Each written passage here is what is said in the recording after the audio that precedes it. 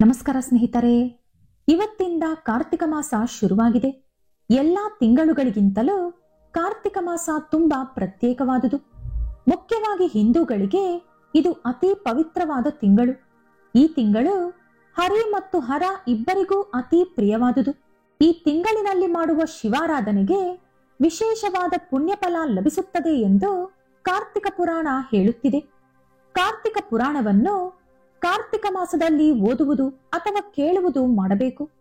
ಕಾರ್ತಿಕ ಪುರಾಣದಲ್ಲಿ ಒಟ್ಟು 30 ಅಧ್ಯಾಯಗಳು ಇದೆ. ಇದನ್ನು ಓದುವುದರಿಂದ ನಮಗೆ ವಿಶೇಷವಾದ ಶಕ್ತಿ ಬರುತ್ತದೆ ಎಂದು ಸ್ಕಂದ ಪುರಾಣ ಹೇಳುತ್ತಿದೆ. ಪ್ರತಿದಿನ ಒಂದು ಅಧ್ಯಾಯದಂತೆ 30 ದಿನಗಳ ಕಾಲ ಕೇಳುವುದು ಅಥವಾ ಓದುವುದು ಮಾಡಬೇಕು. ಕಾರ್ತಿಕ ಮಾಸದ ಪಾಡ್ಯಮಿ ದಿನದಂದು ಕಾರ್ತಿಕ ಪುರಾಣ ಶುರು ಮಾಡಬೇಕು. ಇವತ್ತು ಕಾರ್ತಿಕ ಪಾಡ್ಯಮಿ ಆಗಿರುವುದರಿಂದ ಇಂದಿನಿಂದ ನಾವು ಕಾರ್ತಿಕ ಪುರಾಣ ಶುರು ಮಾಡೋಣ. ನಮ್ಮ SRTV ಕನ್ನಡ ಚಾನೆಲ್ನಲ್ಲಿ ಪ್ರತಿದಿನ ಒಂದೊಂದು ಅಧ್ಯಾಯವನ್ನು ಅಪ್ಲೋಡ್ ಮಾಡ್ತೀವಿ. ಹಾಗಾಗಿ ಮಿಸ್ ಮಾಡದೆ ವೀಕ್ಷಿಸಿ.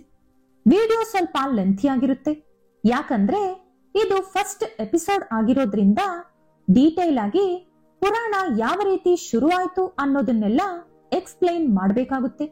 ನೆಕ್ಸ್ಟ್ ಎಪಿಸೋಡ್ ಇಂದ ಬರೀ ಕತೆ ಮಾತ್ರ ಇರೋದ್ರಿಂದ ವಿಡಿಯೋ ಶಾರ್ಟ್ ಆಗಿ ಮಾಡ್ತೀನಿ. ಕಾರ್ತಿಕ ಪುರಾಣ ಭಾಗ 1ಕ್ಕೆ ಎಲ್ಲರಿಗೂ ಸ್ವಾಗತ. ವಿಡಿಯೋ ಶುರು ಮಾಡೋಕ್ಕೂ ಮುಂಚೆ ನೀವಿನ್ನೂ ನಮ್ಮ ಚಾನೆಲ್ ಅನ್ನು ಸಬ್ಸ್ಕ್ರೈಬ್ ಮಾಡ್ಕೊಂಡಿಲ್ಲ ಅಂದ್ರೆ ಖಂಡಿತ ಈಗಲೇ ಸಬ್ಸ್ಕ್ರೈಬ್ ಮಾಡ್ಕೊಳ್ಳಿ. ಹಾಗೆ ಈ ವಿಡಿಯೋ ಇಷ್ಟ ಆದ್ರೆ ಮರೀದೆ ಒಂದು ಲೈಕ್ ಕೊಡಿ. ಸೂತ ಮಹರ್ಷಿಗಳು ಎಲ್ಲಾ ಭಾಷೆಗಳು ತಿಳಿದವರು, ವೇದ ವಿಜ್ಞಾನ ಅರಿತವರು, ಪುರಾಣ ಇತಿಹಾಸಗಳನ್ನು ವಿವರವಾಗಿ ತಿಳಿಸುವಂತ ಗಣಿಯವರು, ಭೂತ ಭವಿಷ್ಯತ್ ವರ್ತಮಾನವನ್ನು ನೋಡುವವರು. ಮಹಾ ಮೇಧಾವಿಯಾದ ಸೂತ ಮಹರ್ಷಿಗಳು ಶೌನಕಾದಿ ಮಹಾ ಮುನಿಗಳೆಲ್ಲರಿಗೂ ಭಗವಂತನ ಸ್ವರೂಪದಂತೆ. ಸೂತ ಮಹರ್ಷಿಯ ಕಾರಣದಿಂದ ನೈಮಿಷಾರಣ್ಯವು ಸಕಲ ವಿಜ್ಞಾನ ಕ್ಷೇತ್ರವಾಗಿ ತೇಜಸ್ಸಿನಿಂದ ತುಂಬಿಕೊಂಡಿತ್ತು. ಒಂದು ಸಲ ನೈಮಿಷಾರಣ್ಯದಲ್ಲಿ ಇದ್ದ ಮುನಿಗಳೆಲ್ಲರೂ ಸೂತ ಮಹರ್ಷಿಯ ಆಶ್ರಮಕ್ಕೆ ಬಂದರು. ಸೂತ ಮಹರ್ಷಿ ಎಲ್ಲರನ್ನೂ ಹೃದಯಪೂರ್ವಕವಾಗಿ ಸ್ವಾಗತಿಸಿ ಎಲ್ಲರನ್ನೂ ಕೂರಿಸಿ, ಶೌನಕಾದಿ ಮಹಾಮುನಿಗಳೇ, ನೀವೆಲ್ಲರೂ ನನ್ನನ್ನು ಹುಡುಕಿಕೊಂಡು ಬರಲು ಕಾರಣವೇನು ಎಂದು ಕೇಳಿದರು. ಆಗ ಆ ಮುನಿಗಳು, ಮಹಾಋಷಿಗಳೇ, ನಿಮ್ಮ ಕಾರಣದಿಂದ ನಾವೆಲ್ಲರೂ ಮಹಾ ವಿಜ್ಞಾನದಿಂದ, ಯಜ್ಞ ಯಾಗಾದಿಗಳಿಂದ, ಸದಾಚಾರದಿಂದ ಬದುಕುತ್ತಿದ್ದೇವೆ. ಪಾಪಗಳನ್ನು ನಾಶ ಮಾಡುವ, ಮುಕ್ತಿ ಅನುಗ್ರಹಿಸುವ ಕಾರ್ತಿಕ ಪುರಾಣವನ್ನು ನಮಗೆ ಹೇಳಿ ನಮ್ಮನ್ನು ಧನ್ಯರಾಗಿಸಿ ಎಂದು ಕೇಳಿದರು. ಆ ಮುನಿಗಳ ಕೋರಿಕೆಯ ಮೇರೆಗೆ ಸೂತ ಮಹರ್ಷಿಯು ಕಾರ್ತಿಕ ಪುರಾಣವನ್ನು ಈ ರೀತಿ ವಿವರಿಸಿದರು. ಓ ಶೌನಕಾದಿ ಮಹಾಮುನಿಗಳೇ, ಪೂರ್ವದಲ್ಲಿ ಸಿದ್ಧಾಶ್ರಮದಲ್ಲಿ ಒಂದು ಯಾಗ ಮಾಡಬೇಕಾಗಿ ಬಂದಿತು. ಅದಕ್ಕೆ ಬೇಕಾದ ಹಣ ಸಂಪಾದಿಸಲು ಒಂದು ಸಲ ವಸಿಷ್ಠ ಮಹಾಋಷಿಗಳು ಜನಕ ಮಹಾರಾಜರ ಹತ್ತಿರ ಹೋಗಿ, ಮಹಾರಾಜ, ಯಾಗ ಮಾಡಲು ಹಣ ಬೇಕು, ಅದಕ್ಕಾಗಿ ನಿಮ್ಮನ್ನು ಕೇಳಲು ಬಂದೆ ಎಂದರು. ಕೂಡಲೇ ಜನಕ ಮಹಾರಾಜ, ಮಹಾಋಷಿಗಳೇ, ಯಾಗಕ್ಕೆ ಬೇಕಾದಷ್ಟು ಹಣ ನಾನು ಕೊಡುತ್ತೇನೆ. ಆದರೆ ಸಕಲ ಪಾಪಗಳನ್ನು ನಿವಾರಿಸುವ, ಮುಕ್ತಿ ಕೊಡುವ ಕಾರ್ತಿಕ ಪುರಾಣದ ಮಹಿಮೆಯನ್ನು ನನಗೆ ತಿಳಿಸಿಕೊಡಿ. ಎಲ್ಲಾ ತಿಂಗಳುಗಳಲ್ಲಿಯೂ ಕಾರ್ತಿಕ ಮಾಸ ಅತಿ ಮಹಿಮೆ ಹಾಗೂ ಪುಣ್ಯದಾಯಕವಾಗಲು ಕಾರಣವೇನು? ಕಾರ್ತಿಕ ಮಾಸದ ಧರ್ಮ ಎಲ್ಲಾ ಧರ್ಮಗಳಿಗಿಂತಲೂ ಶ್ರೇಷ್ಠವಾಗಿರಲು ಕಾರಣವೇನು? ಕಾರ್ತಿಕ ಮಾಸಕ್ಕೆ ಅಷ್ಟೊಂದು ಪ್ರಾಮುಖ್ಯತೆ ಹೇಗೆ ಬಂದಿತು ಎಂದು ಕೇಳಿದರು. ಆಗ ವಸಿಷ್ಠ ಮಹಾಋಷಿಯು, ಮಹಾರಾಜ, ಎಷ್ಟೋ ಪುಣ್ಯ ಮಾಡಿಕೊಂಡಾಗ ಮಾತ್ರವೇ ಕಾರ್ತಿಕ ಪುರಾಣ ಕೇಳಬೇಕು ಎಂಬ ಕೋರಿಕೆ ಹುಟ್ಟುತ್ತದೆ. ಈ ಪುರಾಣವನ್ನು ಕೇಳಬೇಕು ಎಂಬ ಕೋರಿಕೆ ನಿನ್ನ ಪೂರ್ವಜನ್ಮದ ಫಲದಿಂದ ಬಂದಿದೆ. ಕೇವಲ ಮನುಷ್ಯನ ಶ್ರೇಯಸ್ಸಿಗಾಗಿ ಮಾತ್ರವಲ್ಲದೆ ಸಕಲ ಜೀವಿಗಳ ಶ್ರೇಯಸ್ಸಿಗಾಗಿ ನೀನು ಕೇಳಿದ ಕಾರ್ತಿಕ ಪುರಾಣವನ್ನು ವಿವರಿಸುತ್ತೇನೆ, ಕೇಳು. ಮಹಾರಾಜ, ಕಾರ್ತಿಕ ಮಾಸದಲ್ಲಿ ಸೂರ್ಯ ತುಲಾ ಸಂಕ್ರಮಣದಲ್ಲಿ ಇರುತ್ತಾನೆ. ಆ ಸಮಯದಲ್ಲಿ ಒಳ್ಳೆ ಹೃದಯದಿಂದ ಆಚರಿಸುವ ಸ್ನಾನ, ದಾನ, ಜಪ, ತಪ, ಪೂಜೆಗಳು ವಿಶೇಷ ಪುಣ್ಯವನ್ನು ಕೊಡುತ್ತದೆ. ಈ ಕಾರ್ತಿಕ ವ್ರತವನ್ನು ತುಲಾ ಸಂಕ್ರಮಣ ಅಥವಾ ಶುದ್ಧ ಪಾಡ್ಯಮಿಯಿಂದ ಶುರು ಮಾಡಬೇಕು. ಕಾರ್ತಿಕ ದಾಮೋದರನನ್ನು ಈ ಕಾರ್ತಿಕ ವ್ರತ ನಿರ್ವಿಘ್ನವಾಗಿ ಪೂರ್ತಿಯಾಗುವಂತೆ ಆಶೀರ್ವದಿಸು ತಂದೆ ಎಂದು ನಮಸ್ಕಾರ ಮಾಡಿಕೊಂಡು ಸಂಕಲ್ಪ ತೊಟ್ಟು ವ್ರತ ಶುರು ಮಾಡಬೇಕು. ಈ ಕಾರ್ತಿಕ ಮಾಸದಲ್ಲಿ ಕಾವೇರಿ ನದಿಯಲ್ಲಿ ಸ್ನಾನ ಮಾಡಿದ ಭಕ್ತನಿಗೆ ಬರುವ ಪುಣ್ಯ ವರ್ಣಿಸಲು ಅಸಾಧ್ಯ. ಸೂರ್ಯ ತುಲಾ ರಾಶಿಯಲ್ಲಿ ಪ್ರವೇಶಿಸಿದ ಕೂಡಲೇ ಸಕಲ ನದಿಗಳಲ್ಲಿ ಇರುವಂತ ನೀರು ಗಂಗಾ ನದಿಗೆ ಸಮಾನವಾಗುತ್ತದೆ. ಆ ಸಮಯದಲ್ಲಿ ಮಹಾವಿಷ್ಣು ಎಲ್ಲಾ ನೀರಿನಲ್ಲೂ ವ್ಯಾಪಿಸಿರುತ್ತಾರೆ. ಪ್ರತಿಯೊಬ್ಬರು ಹರಿಧ್ಯಾನ ಮಾಡುತ್ತಾ ನದಿಯಲ್ಲಿ ಸ್ನಾನ ಮಾಡಬೇಕು. ಅದರ ನಂತರ ದೇವತೆಗಳು, ಪಿತೃದೇವತೆಗಳು ಹಾಗೂ ಋಷಿಗಳಿಗೆ ತರ್ಪಣ ಬಿಡಬೇಕು. ಅದರ ನಂತರ ಆಗಮ ಋಷಿಯನ್ನು ಮನಸ್ಸಿನಲ್ಲಿ ನೆನೆಸಿಕೊಂಡು ನಿಮ್ಮ ಕಿರು ಬೆರಳಿನಿಂದ ನದಿಯಲ್ಲಿರುವ ನೀರನ್ನು ಕಲಿಸಿ 3 ಕೈಗಳ ತುಂಬಾ ನೀರನ್ನು ತೆಗೆದುಕೊಂಡು ನದಿ ದಡದಲ್ಲಿ ಹಾಕಬೇಕು. ಬಳಿಕ ನದಿಯಿಂದ ದಡಕ್ಕೆ ಬಂದು ನೀವು ಉಟ್ಟ ಬಟ್ಟೆಯಲ್ಲಿರುವ ನೀರನ್ನು ಹಿಂಡಬೇಕು. ಇದನ್ನೇ ಯಕ್ಷ ತರ್ಪಣ ಎಂದು ಕರೆಯುತ್ತಾರೆ. ಅದರ ಬಳಿಕ ಮೈ ಒರೆಸಿಕೊಂಡು ಬಿಳಿ ವಸ್ತ್ರಗಳನ್ನು ಉಟ್ಟುಕೊಳ್ಳಬೇಕು. ಸ್ವಲ್ಪ ಗಂಧವನ್ನು ಮೈಗೆ ಹಚ್ಚಿಕೊಳ್ಳಬೇಕು. ಸಂಧ್ಯಾ ವಂದನೆ ಹಾಗೂ ಗಾಯತ್ರಿ ಜಪ ಮಾಡಬೇಕು. ಅದರ ನಂತರ ಮಹಾವಿಷ್ಣುವಿನ ಅಂಶವಾದ ಸಾಲಗ್ರಾಮವನ್ನು ಷೋಡಶೋಪಚಾರಗಳಿಂದ ಪೂಜಿಸಬೇಕು. ಅದರ ನಂತರ ಕಾರ್ತಿಕ ಪುರಾಣ ಓದುವುದಾಗಲಿ ಕೇಳುವುದಾಗಲಿ ಮಾಡಬೇಕು. ಅದರ ನಂತರ ಮನೆಗೆ ಹೋಗಿ ಅಲ್ಲೂ ಕೂಡ ಪೂಜೆ ಮಾಡಿ ನಂತರ ಊಟ ತಿನ್ನಬೇಕು. ಸ್ನೇಹಿತರೆ, ಇದೆಲ್ಲ ಕೂಡ ಹಿಂದಿನ ಕಾಲದಲ್ಲಿ ಸುಲಭವಾಗಿತ್ತು. ಆದರೆ ಈಗ ಸ್ವಲ್ಪ ಕಷ್ಟ. ಹಾಗಾಗಿ ಕಾರ್ತಿಕ ವ್ರತ ಮಾಡಬೇಕು ಅಂತ ಅಂದುಕೊಂಡಿದ್ರೆ ನೀವು ಬೆಳಿಗ್ಗೆ ಮನೆಯಲ್ಲಿ ಸ್ನಾನ ಮಾಡಿಕೊಂಡು ಮಹಾವಿಷ್ಣು ಹಾಗೂ ಪರಮೇಶ್ವರನ ಪೂಜೆ ಮಾಡಿ ಕಾರ್ತಿಕ ಪುರಾಣ ವ್ರತಕಥೆಯನ್ನು ಕೇಳಿ ಅಥವಾ ನಿಮ್ಮ ಮನೆಯಲ್ಲಿ ಬುಕ್ ಇದ್ದರೆ ಕತೆ ಓದ್ಕೊಳ್ಳಿ. ಈಗ ನಾವು ವಿಡಿಯೋ ಮುಂದುವರಿಸೋಣ. ಊಟ ತಿಂದ ನಂತರ ಪುರಾಣ ಕಥೆಗಳನ್ನು ಮಾತನಾಡುತ್ತಾ ಕಾಲಕ್ಷೇಪ ಮಾಡಬೇಕು. ಇನ್ನು ಸಂಜೆ ಶಿವಾಲಯ ಅಥವಾ ವಿಷ್ಣು ಆಲಯದಲ್ಲಿ ದೀಪಗಳನ್ನು ಹಚ್ಚಬೇಕು. ಅಲ್ಲಿ ಪೂಜೆ ಮಾಡಿ ನೈವೇದ್ಯ ಸಮರ್ಪಿಸಿ ಅಲ್ಲಿ ಬಂದ ಭಕ್ತರಿಗೆ ನೈವೇದ್ಯ ಹಂಚಿ ನೀವು ಕೂಡ ತಿನ್ನಬೇಕು. ಈ ಕಾರ್ತಿಕ ಮಾಸವೆಲ್ಲ ಈ ರೀತಿ ಮಾಡಿದವರು ಈ ಜನ್ಮ ಮುಗಿದ ಮೇಲೆ ಶಿವಲೋಕ ಅಥವಾ ವೈಕುಂಠ ಲೋಕ ಪಡೆಯುತ್ತಾರೆ. ಕೆಲವು ಜನ್ಮಗಳಿಂದ ಮಾಡಿದ ಪಾಪಗಳೆಲ್ಲವೂ ಹೊರಟು ಹೋಗುತ್ತದೆ. ಯಾರು ಬೇಕಾದರೂ ಈ ವ್ರತವನ್ನು ಮಾಡಬಹುದು.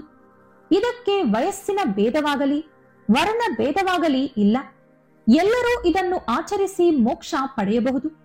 ಈ ವ್ರತ ಆಚರಿಸಲು ಸಾಧ್ಯವಾಗದವರು ಬೇರೆಯವರು ಆಚರಿಸುವಾಗ ನೋಡಿದರು ಅಥವಾ ಪ್ರತಿದಿನ ದಿನಕ್ಕೊಂದು ಕಾರ್ತಿಕ ಪುರಾಣ ಅಧ್ಯಾಯ ಕೇಳಿದರೂ ಅವರು ಮಾಡಿದ ಪಾಪಗಳೆಲ್ಲವೂ ವಿಮೋಚನೆಯಾಗುತ್ತದೆ. ಓ ಜನಕ, ಕೇಳಿದ ತಕ್ಷಣವೇ ಬಾಯಿಂದ, ಕಿವಿಯಿಂದ, ಕೈಗಳಿಂದ, ಸರ್ವ ಇಂದ್ರಿಯಗಳಿಂದ ಮಾಡಿರುವ ಪಾಪಗಳನ್ನು ನಿವಾರಿಸುವ ಕಾರ್ತಿಕ ಪುರಾಣದ ಮಹತ್ವದ ಬಗ್ಗೆ ಹೇಳುತ್ತೇನೆ, ಶ್ರದ್ಧೆಯಿಂದ ಕೇಳು.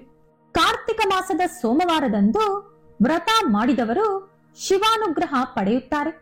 ಅದರ ಮುಖಾಂತರ ಕೈಲಾಸ ಪ್ರಾಪ್ತಿಯಾಗುತ್ತದೆ. ಈ ಕಾರ್ತಿಕ ಮಾಸದಲ್ಲಿ ಬರುವ ಯಾವ ಒಂದು ಸೋಮವಾರವಾದರೂ ಈ ವ್ರತವನ್ನು ಆಚರಿಸಿದವರು 1000 ಅಶ್ವಮೇಧ ಯಾಗಗಳ ಫಲವನ್ನು ಪಡೆಯುತ್ತಾರೆ. ಈ ಸೋಮವಾರ ವ್ರತವು 6 ವಿಧಾನಗಳಲ್ಲಿ ಇರುತ್ತದೆ. 1 ಉಪವಾಸ, 2 ಏಕಭುಕ್ತ, 3 ನಕ್ತ, 4 ಅಯಾಚಿತ, 5 ಸ್ನಾನ, 6 ತಿಲಾದಾನ. ಇದರಲ್ಲಿ ಮೊದಲನೆಯದಾದ ಉಪವಾಸದ ಬಗ್ಗೆ ಹೇಳುತ್ತೇನೆ, ಕೇಳು. ಯಾವುದಾದರೂ ಒಂದು ಕಾರ್ತಿಕ ಸೋಮವಾರದಂದು ಉಪವಾಸ ಇದ್ದು ಸಂಜೆ ಶಿವನಿಗೆ ಅಭಿಷೇಕ ಮಾಡಿ ನಕ್ಷತ್ರ ದರ್ಶನ ಮಾಡಿಕೊಂಡು ತುಳಸಿ ತೀರ್ಥ ಮಾತ್ರ ಕುಡಿದು ದಿನ ಮುಗಿಸಬೇಕು. 2 ಏಕಭುಕ್ತ. ಉಪವಾಸ ಮಾಡಲು ಆಗದವರು ಯಾವುದಾದರೂ ಕಾರ್ತಿಕ ಮಾಸದ ಸೋಮವಾರದಂದು ಬೆಳಿಗ್ಗೆ ಸ್ನಾನ, ದಾನ, ಜಪ, ತಪ ಮುಂತಾದವುಗಳನ್ನು ಆಚರಿಸಿ ಮಧ್ಯಾಹ್ನ ಊಟ ತಿಂದು ರಾತ್ರಿ ಉಪವಾಸದಿಂದ ಕಳೆಯಬೇಕು. 3ನೇದು ನಕ್ತ. ಕಾರ್ತಿಕ ಮಾಸದ ಯಾವುದಾದರೂ ಒಂದು ಸೋಮವಾರದಂದು ಹಗಲೆಲ್ಲ ಉಪವಾಸ ಮಾಡಿ ರಾತ್ರಿ ನಕ್ಷತ್ರ ದರ್ಶನ ಮಾಡಿಕೊಂಡ ಮೇಲೆ ಯಾವುದಾದರೂ ಫಲಹಾರ ಅಥವಾ ಊಟ ತಿನ್ನಬಹುದು. 4 ಅಯಾಚಿತ. ಕಾರ್ತಿಕ ಮಾಸದ ಯಾವುದಾದರೂ ಒಂದು ಸೋಮವಾರದಂದು ಉಪವಾಸ ಇದ್ದಾಗ ಯಾರಾದರೂ ಕರೆದು ಊಟ ಕೊಟ್ಟರೆ ತಿನ್ನಬಹುದು. ಅಷ್ಟೇ ಹೊರತು ನೀವೇ ವಿಷಯ ಹೇಳಿ ಅವರು ನಿಮ್ಮನ್ನು ಕರೆಯುವಂತೆ ಮಾಡಿಕೊಳ್ಳುವುದಾಗಲಿ ಅಥವಾ ನೀವಾಗಿ ನೀವು ತಿನ್ನುವುದಾಗಲಿ ಮಾಡಬಾರದು. 5 ಸ್ನಾನ. ಮೇಲಿನ 4 ಮಾಡದವರು, ಪ್ರತಿದಿನ ಬೆಳಗಿನ ಜಾವವೇ ಸ್ನಾನ ಮಾಡಲು ಆಗದವರು ಕೂಡ ಕಾರ್ತಿಕ ಮಾಸದ ಯಾವುದಾದರೂ ಒಂದು ಸೋಮವಾರದಂದು ಬ್ರಹ್ಮ ಮುಹೂರ್ತದಲ್ಲಿ ಸ್ನಾನ ಮಾಡಿ ಹರಿಹರ ಇಬ್ಬರಿಗೂ ನೀರಿನಿಂದ ಅಭಿಷೇಕ ಮಾಡಿ ಇಬ್ಬರನ್ನು ಪೂಜಿಸಿ ಸಂಜೆ ಮತ್ತೆ ಸ್ನಾನ ಮಾಡಿಕೊಂಡು ಹರಿ ಅಥವಾ ಹರನ ದೇವಾಲಯಕ್ಕೆ ಹೋಗಿ ದೀಪಾರಾಧನೆ ಮಾಡಬೇಕು. 6 ತಿಲಾದಾನ. ಮೇಲಿನ 5 ಮಾಡಲಾಗದವರು ಕಾರ್ತಿಕ ಮಾಸದ ಯಾವುದಾದರೂ ಒಂದು ಸೋಮವಾರದಂದು ಒಬ್ಬ ಬ್ರಾಹ್ಮಣನಿಗೆ ಎಳ್ಳು ದಾನ ಮಾಡಿದರೆ ಮೇಲೆ ಹೇಳಿದ 5 ಮಾಡಿದರೆ ಎಷ್ಟು ಫಲ ಸಿಗುತ್ತದೋ ಅಷ್ಟೇ ಫಲ ಸಿಗುತ್ತದೆ. ನಾನು ಹೇಳಿದ 6 ಪದ್ಧತಿಗಳಲ್ಲಿ ಕಾರ್ತಿಕ ಸೋಮವಾರದಂದು ಯಾವ ಒಂದು ಪದ್ಧತಿ ಆಚರಿಸಿದರೂ ಕಾರ್ತಿಕ ಸೋಮವಾರ ವ್ರತ ಸಂಪೂರ್ಣವಾದಂತೆ. ಇದನ್ನು ಮಾಡುವ ಸಾಧ್ಯತೆ ಇದ್ದು ಕೂಡ ಮಾಡದವರು 8 ಯುಗಗಳ ಕಾಲ ಕುಂಭಿಪಾಕ ರೌರವಾದಿ ನರಕವನ್ನು ಅನುಭವಿಸುತ್ತಾರೆ. ಯಾವ ರೀತಿಯಾದ ತಾರತಮ್ಯ ಭೇದ ಭಾವ ಇಲ್ಲದೆ ಈ ಕಾರ್ತಿಕ ವ್ರತವನ್ನು ಆಚರಿಸಿದ ಪುರುಷರು, ಮಹಿಳೆಯರು ಅಥವಾ ಅಭಾಗ್ಯರು ಕೂಡ ವಿಷ್ಣು ಸನ್ನಿಧಿ ಪಡೆಯುತ್ತಾರೆ. ಆ ರೀತಿ ಅಲ್ಲದೆ ಮಧ್ಯಾಹ್ನ ಉಪವಾಸ ಇದ್ದು ರಾತ್ರಿ ನಕ್ಷತ್ರ ದರ್ಶನ ಮಾಡಿಕೊಂಡು ಊಟ ತಿಂದವರು ಶಿವನ ಸನ್ನಿಧಿ ಪಡೆಯುತ್ತಾರೆ. ಯಾವುದೇನೇ ಆದರೂ ಭಕ್ತಿ ಮುಖ್ಯ ಅಷ್ಟೇ ಹೊರತು ಯಾವ ರೀತಿ ಪೂಜೆ ಮಾಡಿದ್ದೇವೆ ಎಂಬುದು ಮುಖ್ಯವಲ್ಲ. ಓ ಜನಕ, ನಿನಗೆ ಕಾರ್ತಿಕ ಪುರಾಣದ ಮೊದಲ ಅಧ್ಯಾಯ ಹೇಳುತ್ತೇನೆ ಕೇಳು. ಪೂರ್ವದಲ್ಲಿ ಒಬ್ಬ ಬ್ರಾಹ್ಮಣನಿಗೆ ಸುಂದರವಾದ ನಿಷ್ಠೂರಿ ಎಂಬ ಹೆಸರಿನ ಮಗಳಿದ್ದಳು. ಅವಳು ರೂಪದಲ್ಲಿ ಸುಂದರಿಯಾಗಿದ್ದರೂ ಗುಣಗಳು ಮಾತ್ರ ಕೆಟ್ಟದಾಗಿತ್ತು. ಗಯಾಳಿಯಾಗಿ ದುಷ್ಟಲಾಗಿ ಕೆಟ್ಟ ನಡವಳಿಕೆಯಿಂದ ಕಾಮುಕಳಾದ ಅವಳು ಎಲ್ಲರ ಕೈಯಲ್ಲೂ ಉಗಿಸಿಕೊಳ್ಳುತ್ತಿದ್ದಳು. ಅವಳ ದುರ್ಗುಣಗಳಿಗೆ ಸಂಕೇತವಾಗಿ ಅವಳನ್ನು ಕರ್ಕಸ ಎಂದು ಕರೆಯುತ್ತಿದ್ದರು. ಮಗಳು ಎಂತವಳೇ ಆದರೂ ವಯಸ್ಸು ಬಂದ ಮೇಲೆ ಅವಳಿಗೆ ಮದುವೆ ಮಾಡುವುದು ತಪ್ಪೋದಿಲ್ಲವಲ್ಲ. ಆ ಕರ್ಕಸಾಳನ್ನು ಸೌರಾಷ್ಟ್ರ ಬ್ರಾಹ್ಮಣನಾದ ಮಿತ್ರ ಶರ್ಮನಿಗೆ ಕೊಟ್ಟು ಮದುವೆ ಮಾಡಿದರು. ಆ ಮಿತ್ರ ಶರ್ಮ ಸದಾಚಾರ ಸಂಪನ್ನನಾಗಿ ಸುಗುಣವಂತನಾಗಿ ಪವಿತ್ರವಾದ ಬ್ರಾಹ್ಮಣನಾಗಿ ಪ್ರಸಿದ್ಧಿಯಾಗಿದ್ದ. ಮೃದುವಾದ ವ್ಯಕ್ತಿತ್ವದವನಾದ್ದರಿಂದ ಕರ್ಕಸಾಳ ಜೀವನ ಆಡಿದ್ದೇ ಆಟ ಎಂಬಂತೆ ಸಾಗಿತು.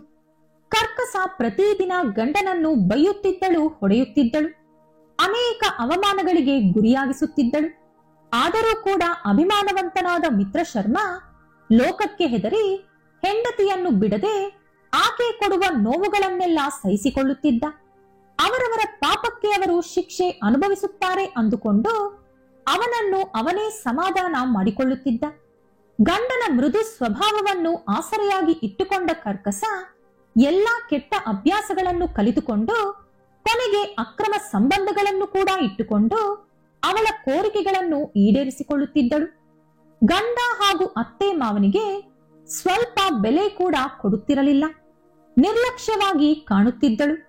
ಒಂದು ದಿನ ಅವಳು ತನ್ನ ಪ್ರಿಯಕರನೊಂದಿಗೆ ಶೃಂಗಾರದಲ್ಲಿರುವಾಗ ಅವನು ಕರ್ಕಸಾಳೊಂದಿಗೆ, ಕರ್ಕಸ, ನಿನ್ನ ಗಂಡ ನಮ್ಮ ಸುಖ ಸಂತೋಷಕ್ಕೆ ಅಡ್ಡಿಯಾಗಿದ್ದಾನೆ.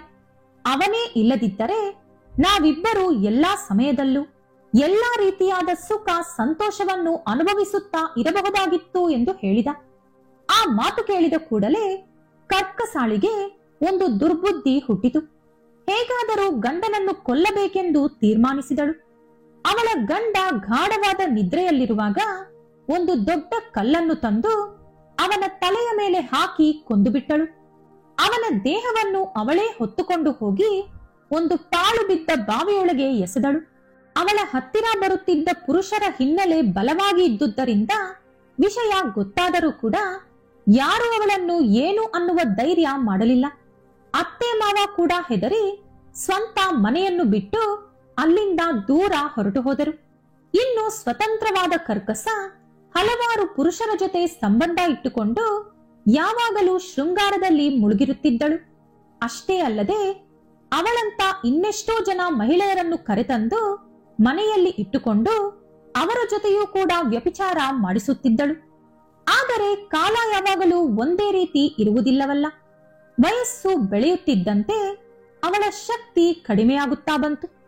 ಚರ್ಮ ಸುಕ್ಕಾಯಿತು, ರಕ್ತ ಹಾಳಾಯಿತು, ಕುಷ್ಠ ವ್ಯಾಧಿಗೆ ಗುರಿಯಾಗಿ ಮೈಯೆಲ್ಲ ಹುಣ್ಣುಗಳು ಹುಟ್ಟಿಕೊಂಡು ನೋಡಲು ಅಸಹ್ಯವಾಗಿ ತಯಾರಾದಳು. ಅವಳ ಹತ್ತಿರ ಬರುತ್ತಿದ್ದ ಪುರುಷರು ಯಾರೂ ಕೂಡ ಬರದೇ ಇದ್ದುದರಿಂದ ಸಂಪಾದನೆ ಬಿದ್ದು ಹೋಯಿತು. ಅವಳನ್ನು ನೋಡಿಕೊಳ್ಳುವವರು ಯಾರೂ ಇಲ್ಲದೆ ದಿಕ್ಕಿಲ್ಲದವಳಾದಳು. ಕೊನೆಗೆ ತಿನ್ನಲು ಊಟ ಇಲ್ಲದೆ, ಇರುವುದಕ್ಕೆ ಮನೆ ಇಲ್ಲದೆ, ಉಟ್ಟುಕೊಳ್ಳಲು ಬಟ್ಟೆ ಕೂಡ ಇಲ್ಲದೆ ನಡು ಬೀದಿಯಲ್ಲಿ ಅನಾಥ ನಾಯಿಯಂತೆ ಸತ್ತು ಹೋದಳು. ಯಮದೂತರು ಬಂದು ಕರ್ಕಸಾಳನ್ನು ಯಮದೇವರ ಹತ್ತಿರ ಕರೆದೋದರು. ಯಮದೇವರು ಅವಳಿಗೆ ಘೋರಾತಿ ಘೋರವಾದ ಶಿಕ್ಷೆಗಳನ್ನು ಕೊಟ್ಟರು. ಅವಳ ದುಷ್ಪ್ರವರ್ತನೆ ಕಂಡು ಕೋಪಗೊಂಡ ಯಮದೇವರು ಕಟ್ಟಿಕೊಂಡ ಗಂಡನನ್ನು ಕೊಂದ ಕಾರಣ ಕಠಿಣವಾದ ಶಿಕ್ಷೆಗಳನ್ನೇ ಹಾಕಿದರು. ಪರಪುರುಷರ ಜೊತೆ ಅಕ್ರಮ ಸಂಬಂಧ ಇಟ್ಟುಕೊಂಡ ಕಾರಣ ಅವಳ ಕೈಯಿಂದ ಉರಿಯುತ್ತಿರುವ ಕಂಬವನ್ನು ಅಪ್ಪಿಕೊಳ್ಳುವಂತೆ ಮಾಡಿದರು. ಗಂಡನನ್ನು ಕಲ್ಲಿನಿಂದ ಚಚ್ಚಿ ಕೊಂದ ಕಾರಣ ಅವಳ ತಲೆಯ ಮೇಲೆ ಹಲವಾರು ಬಂಡೆ ಕಲ್ಲುಗಳು ಬೀಳುವಂತೆ ಮಾಡಿದರು. ಗಂಡನನ್ನು ನಿಂದಿಸಿದ್ದಕ್ಕಾಗಿ, ಬೈದಿದ್ದಕ್ಕಾಗಿ, ಹೊಡೆದಿದ್ದಕ್ಕಾಗಿ ಮುಳ್ಳಿನ ದಾರಿಯಲ್ಲಿ ಅವಳನ್ನು ನಡೆಸಿ ಮುಳ್ಳಿನ ಆಯುಧಗಳಲ್ಲಿ ಹೊಡೆದರು. ಎಣ್ಣೆಯನ್ನು ಕುದಿಸಿ ಅವಳ ಬಾಯೊಳಗೆ ಹಾಗೂ ಕಿವಿಯೊಳಗೆ ಸುರಿದರು. ಅವಳು ಮಾಡಿದ ಪಾಪದಿಂದ ಅವಳ ಹೆತ್ತವರು ಹಾಗೂ ಸಂಬಂಧಿಕರು ಮತ್ತು 7 ತಲೆಮಾರುಗಳವರು ಕೂಡ ಕುಂಬಿಪಾಕ ನರಕವನ್ನು ಅನುಭವಿಸಬೇಕಾಯಿತು. ಕಠಿಣವಾದ ಆ ಶಿಕ್ಷೆಗಳನ್ನು ಅನುಭವಿಸಿದ ನಂತರ ಕರ್ಕಸ 15 ಸಲ ನಾಯಿಯಂತೆ ಜನಿಸಿದಳು. 15ನೇ ಸಲ ನಾಯಿ ಜನ್ಮ ಪಡೆದಾಗ ಅವಳು ಕಳಿಂಗ ದೇಶದಲ್ಲಿ ಹುಟ್ಟಿದಳು. ಆ ಕಳಿಂಗ ದೇಶದಲ್ಲಿದ್ದ ಒಬ್ಬ ಬ್ರಾಹ್ಮಣ ಒಂದು ಕಾರ್ತಿಕ ಸೋಮವಾರದಂದು ಹಗಲೆಲ್ಲ ಉಪವಾಸ ಇದ್ದು ಶಿವನಿಗೆ ಅಭಿಷೇಕಗಳನ್ನು ಮಾಡಿ ನಕ್ಷತ್ರ ದರ್ಶನ ಮಾಡಿಕೊಂಡು ಊಟ ತಿನ್ನಲು ಎಲ್ಲಾ ಸಿದ್ಧಪಡಿಸಿ ನಕ್ಷತ್ರ ನೋಡಲು ಹೋದ ಸಮಯದಲ್ಲಿ ದಿನವಿಡೀ ತಿನ್ನಲು ಏನೂ ಇಲ್ಲದೆ ಹಸಿದಿದ್ದ ನಾಯಿಯೊಂದು ಅಲ್ಲಿಗೆ ಬಂದು ಆ ಬ್ರಾಹ್ಮಣ ಇಟ್ಟ ಊಟವನ್ನು ತಿಂದುಬಿಟ್ಟಿತು. ಆ ಊಟ ತಿಂದ ಕಾರಣ ಆ ನಾಯಿಗೆ ಪೂರ್ವ ಜನ್ಮದ ನೆನಪುಗಳು ಬಂದಿತು. ಆ ನಾಯಿ ಮಾತನಾಡುತ್ತಾ, ಓ ಬ್ರಾಹ್ಮಣ, ನನ್ನನ್ನು ಕಾಪಾಡು ಎಂದು ಕೂಗಿಕೊಂಡಿತು. ಆ ಮಾತುಗಳನ್ನು ಕೇಳಿದ ಬ್ರಾಹ್ಮಣ, ನಾಯಿ ಮಾತನಾಡುವುದು ಎಲ್ಲಾದರೂ ಉಂಟೆ ಎಂದು ಆಶ್ಚರ್ಯಗೊಂಡು, ಯಾರು ನೀನು? ನೀನೇನು ತಪ್ಪು ಮಾಡಿದೆ? ನಿನ್ನನ್ನು ನಾನು ಯಾವ ರೀತಿ ಕಾಪಾಡಬಲ್ಲೆ ಎಂದು ಕೇಳಿದ. ಆಗ ಆ ನಾಯಿ, ಓ ಬ್ರಾಹ್ಮಣ, ಪೂರ್ವ ಜನ್ಮದಲ್ಲಿ ನಾನೋರ್ವ ಬ್ರಾಹ್ಮಣ ಯುವತಿ. ಕಾಮದಿಂದ ಅತಿ ಹೆಚ್ಚು ಪಾಪಗಳನ್ನು ಮಾಡಿದೆ. ಗಂಡನನ್ನು ನಿಂದಿಸಿದೆ, ಕೊನೆಗೆ ಕೊಂದೆ. ವರ್ಣ ಸಂಕ್ರಮಣವಿಲ್ಲದೆ ಅನೇಕ ಜನ ಪುರುಷರೊಂದಿಗೆ ಸಂಬಂಧ ಇಟ್ಟುಕೊಂಡೆ. ಆ ಮೂಲಕ ಬ್ರಾಹ್ಮಣ ಯುವತಿಯಾಗಿದ್ದ ನಾನು ವ್ಯಭಿಚಾರಿ ಎಂದು ಕರೆಸಿಕೊಂಡೆ. ಒಂದೊಂದು ತಪ್ಪಿಗೆ ನರಕದಲ್ಲಿ ಒಂದೊಂದು ಕಠಿಣವಾದ ಶಿಕ್ಷೆಗಳನ್ನು ಅನುಭವಿಸಿದೆ.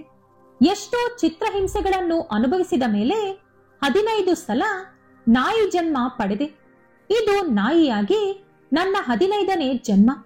ಹಾಗಿರುವಾಗ ಇದ್ದಕ್ಕಿದ್ದಂತೆ ಪೂರ್ವ ಜನ್ಮದ ನೆನಪುಗಳು ನನಗೆ ಯಾವ ರೀತಿ ಬಂತು ಎಂದು ಗೊತ್ತಾಗುತ್ತಿಲ್ಲ. ದಯವಿಟ್ಟು ನೀವಾದರೂ ತಿಳಿಸಿ ಎಂದು ಕೇಳಿತು. ಆ ಬ್ರಾಹ್ಮಣ ಅವರ ದಿವ್ಯ ದೃಷ್ಟಿಯಿಂದ ಎಲ್ಲವನ್ನೂ ತಿಳಿದುಕೊಂಡರು. ಈ ಕಾರ್ತಿಕ ಸೋಮವಾರದಂದು ಪ್ರದೋಷ ಕಾಲದವರೆಗೂ ಉಪವಾಸ ಇದ್ದು ನಾನು ತಿನ್ನಬೇಕೆಂದು ಸಿದ್ಧಪಡಿಸಿಕೊಂಡ ಆಹಾರವನ್ನು ನೀನು ತಿಂದ ಕಾರಣ ನಿನಗೆ ನಿನ್ನ ಪೂರ್ವ ಜನ್ಮದ ನೆನಪುಗಳು ಬಂದಿದೆ ಎಂದು ಹೇಳಿದ. ಆಗ ನಾಯಿ, ಓ ಬ್ರಾಹ್ಮಣ, ನನಗೆ ಯಾವ ರೀತಿ ಮೋಕ್ಷ ಸಿಗುವುದು ಎಂದು ಹೇಳಿ ಪುಣ್ಯ ಕಟ್ಟಿಕೊಳ್ಳಿ ಎಂದು ಕೇಳಿತು. ದಯಾಮಯನಾದ ಆ ಬ್ರಾಹ್ಮಣ ನಾಯಿಯ ದುರ್ಗತಿಯನ್ನು ನೋಡಿ ಪಾಪ ಅನಿಸಿ ತಾನು ಮಾಡಿದ ಎಷ್ಟೋ ಕಾರ್ತಿಕ ಸೋಮವಾರಗಳಲ್ಲಿ ಒಂದು ಸೋಮವಾರದ ಫಲವನ್ನು ಆ ನಾಯಿಗೆ ಧಾರೆ ಎರೆದ. ಅಷ್ಟೇ, ಆ ಕೂಡಲೇ ಆ ನಾಯಿ ಒಂದು ದಿವ್ಯ ತೇಜಸ್ಸಿನ ಮಹಿಳೆಯಂತೆ ಬದಲಾಯಿತು. ತುಂಬಾ ಪ್ರಕಾಶದಿಂದ ಹೊಳೆಯುತ್ತಾ ತನ್ನ ಪಿತೃ ದೇವತೆಗಳ ಸಮೇತ ಕೈಲಾಸಕ್ಕೆ ಹೊರಟು ಹೋದಳು. ಹಾಗಾಗಿ ಜನಕ ಮಹಾರಾಜ, ಈ ಕಾರ್ತಿಕ ಸೋಮವಾರ ವ್ರತವನ್ನು ಆಚರಿಸಿ ಅದರ ಫಲವನ್ನು ನೀನು ಕೂಡ ಅನುಭವಿಸು. ಮುಕ್ತಿಯನ್ನು ಕೊಡುವ ಈ ಕಾರ್ತಿಕ ಸೋಮವಾರದ ವ್ರತ ಅತಿ ಪವಿತ್ರವಾದದ್ದು ಎಂದು ವಸಿಷ್ಠ ಮಹರ್ಷಿ ಜನಕ ಮಹಾರಾಜನಿಗೆ ತಿಳಿಸಿದರು ಎಂದು ಸೂತ ಮಹರ್ಷಿ ಶೌನಕಾದಿ ಮಹಾಮುನಿಗಳಿಗೆ ಕತೆ ಹೇಳಿದರು. ಸ್ನೇಹಿತರೆ, ಇಲ್ಲಿಗೆ ಕಾರ್ತಿಕ ಪುರಾಣ ಅಧ್ಯಾಯ 1 ಸಂಪೂರ್ಣವಾಗಿದೆ. ನಾಳೆ ಕಾರ್ತಿಕ ಪುರಾಣ 2ನೇ ಅಧ್ಯಾಯದಲ್ಲಿ ಭೇಟಿಯಾಗೋಣ. ಈ ವಿಡಿಯೋ ಇಷ್ಟ ಆದ್ರೆ ಲೈಕ್ ಮಾಡಿ, ಶೇರ್ ಮಾಡಿ. ಇಂತಹ ಹೆಚ್ಚಿನ ಉತ್ತಮ ಕಥೆಗಳಿಗಾಗಿ ತಪ್ಪದೇ ನಮ್ಮ ಚಾನೆಲ್ ಅನ್ನು ಸಬ್ಸ್ಕ್ರೈಬ್ ಮಾಡ್ಕೊಳ್ಳಿ. ನಾಳೆ ಮತ್ತೊಂದು ವಿಡಿಯೋದೊಂದಿಗೆ ಪುನಃ ಭೇಟಿಯಾಗೋಣ. ಧನ್ಯವಾದಗಳು.